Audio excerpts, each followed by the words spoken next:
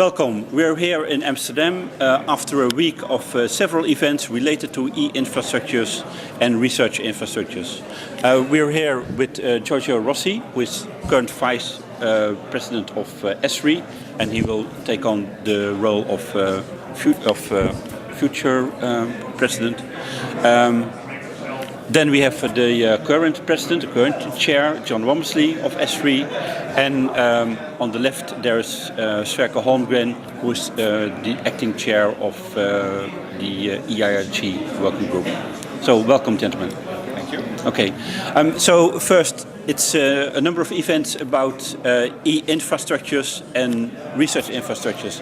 And my first question would be then to Sverker. Can you please explain what exactly are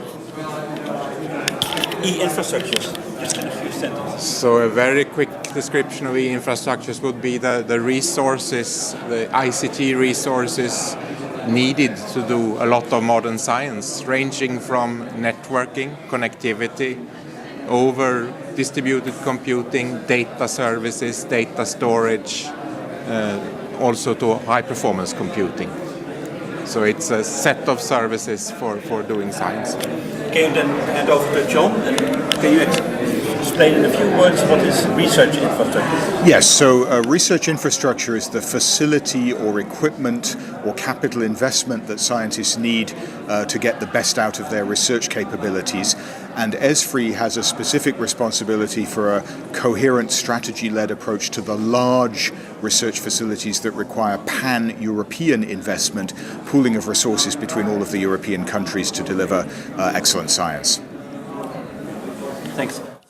So the first day started off with two meetings, one an ESFRI experience workshop, and the second one was an eIRG workshop. Giorgio, can you perhaps tell a little bit about the ESFRI workshop on the first day? Yes, well, ESFRI has almost 15 years of history. It started in 2006 with the first roadmap identifying infrastructure that were considered to be strategic for shaping the European research area and organizing advanced research in Europe. So some of these early projects have grown into a full functioning and well-performing research infrastructures, and therefore they have gained experience on all the aspects that are involved in this journey, that are of course scientific and technical, but as well as financial, organizational, the type of governance, the type of legal entity that at some point an infrastructure must take. And these experiences are fed into more recent projects. In particular, this workshop was involving the new projects of the new ESFRI Roadmap 2016 as experiences that may lead to a better, higher efficiency move towards implementation by the newer projects.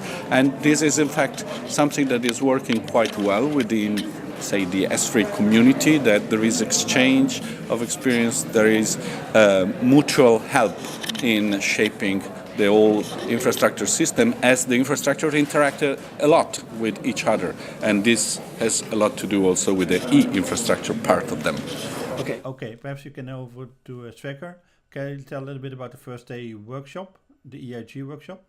So at the same time as this ESFRI workshop was held, actually in the same building, we had the eIRG workshop focusing on the development, the future development and the current status of this concept of the e-infrastructure commons. That is something that the eIRG has developed during the last years.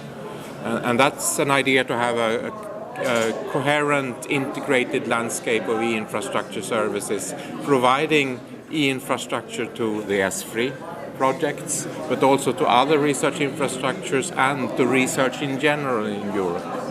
And the workshop as such was one step forward towards the creation of this e-infrastructure commons. Okay.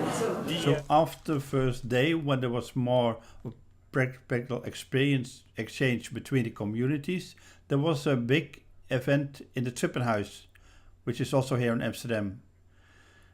There was the S3 roadmap was presented. You were waving with the document very proudly. Can you tell a little bit about that? Yes, so ESFRI was very pleased that we were able to present this week the 2016 update of our roadmap. It's officially our strategy report on research infrastructures. We described 21 new projects needed to maintain a high quality of European research across a very wide area of activities, from particle physics and astronomy to heritage science, taking in energy, material science and environment and life sciences along the way. We also described 29 projects which are already under implementation, which have come from earlier versions of the ESFRI roadmap, where there's a concerted action among European countries to invest and maintain research capability. So this represents a very big investment. It represents a big willingness of the European science community to work together. ESFRI has been quite rigorous and careful in its prioritization and selection of these new projects, both for their scientific quality and for their project management and their readiness to go into implementation. So we think this is a real a measure of quality that we have been able to select and add 8 new projects to this roadmap, and that we've now identified 29 that are under implementation, that are delivering excellent science or on course for construction to support European research quality. This was well received. The science community is very supportive of this effort and sees ESFRI's roadmap as a real sign of support and quality mark. But we want to emphasize ESFRI does not provide the money for these projects. It depends upon the support from the member states and the associated countries who sit around the table in ESFRI. So we work with the projects and help them secure the support that they need to maintain, to be constructed and to maintain operations going forward.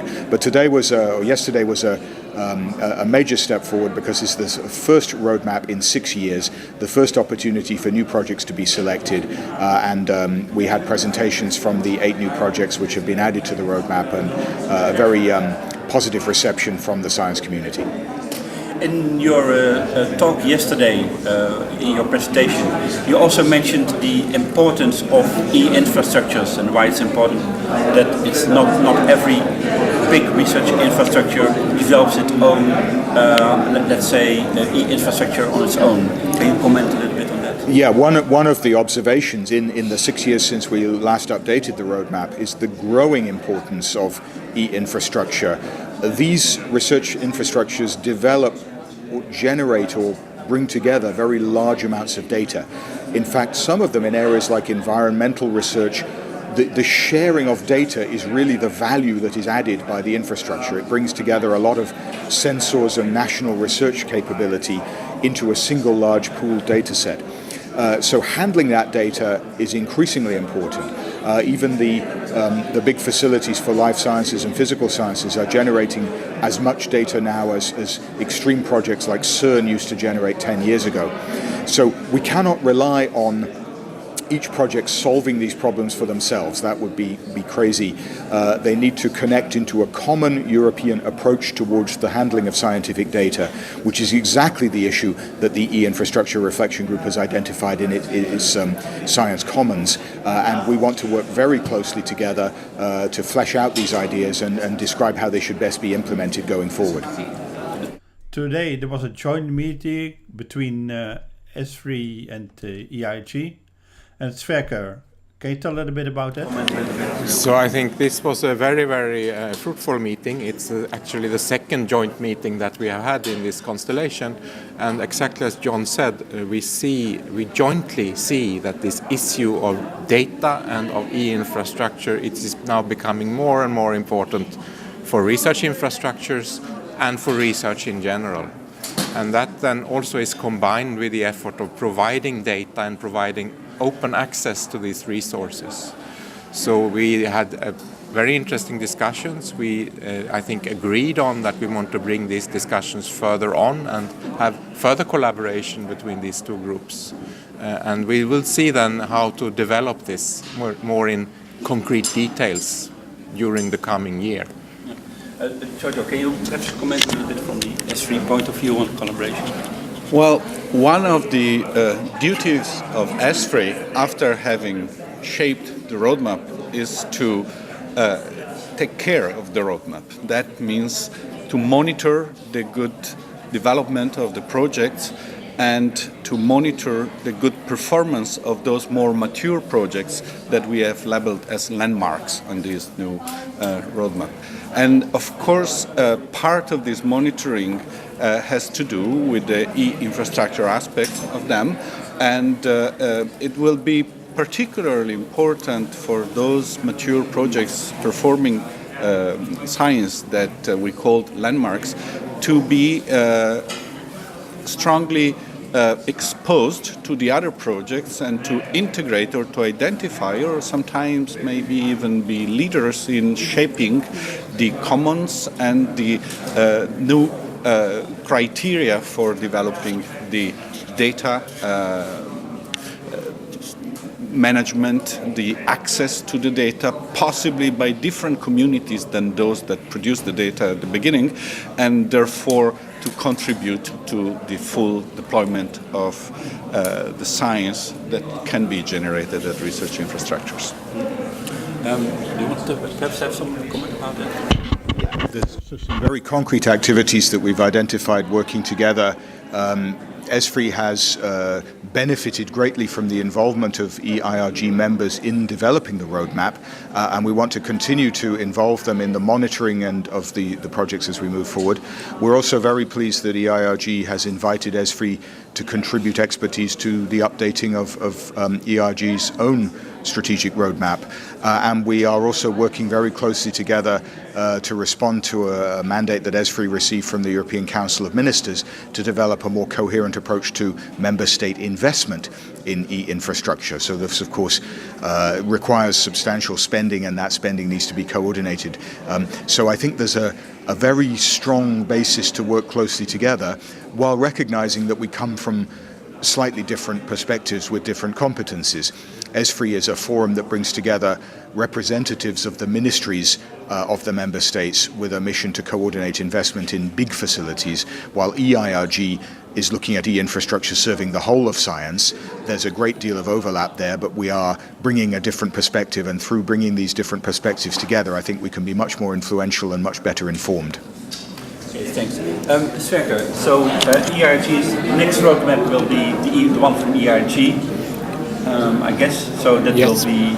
Can you tell a little bit about the state of it? So that is now ongoing work. There are some draft versions of parts of the roadmap, but we can also still see that we need quite a lot more input, especially when it comes to the needs of users.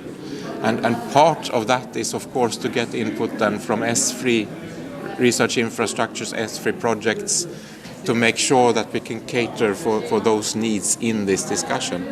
And the timeline here is that we would like to have this roadmap completed during spring, so that it can be presented during summer or in early autumn. Okay, thanks. Any closing remarks, perhaps? Well, I think we have made another milestone in our journey towards shaping the European research area for the important backbone of research infrastructures. We have refined the methodology for identifying the projects, for identifying in all their relevant aspects and relational aspects, which has a lot to do with the infrastructure part. Now we are about to refine the methodology for monitoring and assessing periodically these projects. And we look forward, of course, to the new editions and new updates of the roadmap that follow the new criteria that ESFRI has adopted. That is, every project has a 10-year time of residency in the ESFRI roadmap. During those 10 years, it should reach implementation state. If it fails, it will have to reformulate itself and maybe apply again. But we will not insist on projects that don't seem to be capable of reaching in a due time their usefulness in the European research area. Yeah, just to reflect, Europe has extremely good universities and excellent scientists and researchers, but they'll only have the impact that we hope on society and our future economic competitiveness if they can get access to really excellent research capability. And that depends upon research facilities like the ones in the ESFRI roadmap. It also depends upon the ability to handle data and have access to computing and networking capabilities like those that eIRG are describing. So these are not just important for the scientific community, they're really key to our future prosperity and health and well-being as a society. I very much agree. This change of the modus operandi of science, it's quite important, and it's happening because of the capability of ICT resources. And it's then sort of very natural and maybe also actually needed that this is discussed jointly, for example, by our two groups. Giorgio Rossi, John Womersley and Sverker Holmgren. Thanks very much for this interview. Thank you. Thank you. Anything else?